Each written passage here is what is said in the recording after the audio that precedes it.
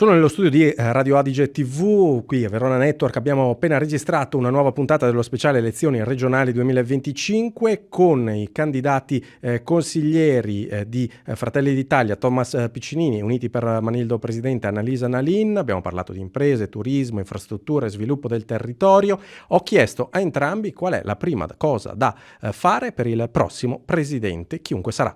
Io chiederei la priorità verso sociale e sanità, perché sono i bisogni attualmente che la nostra popolazione ha necessariamente, vuoi per l'invecchiamento della popolazione, vuoi perché i servizi sono cambiati e le necessità sono sempre maggiori. Allora, do per scontato sanità e sociale, io mi voglio focalizzare sul concetto di crescita per le imprese medie e piccole, crescita per i giovani. Noi dobbiamo mettere in moto questo Veneto, dobbiamo dare impulso allo sviluppo economico, dobbiamo creare futuro e lo possiamo fare attraverso le imprese e attraverso i giovani. Se creiamo futuro, creiamo benessere e possiamo fare quel circolo virtuoso benessere e servizi sociali.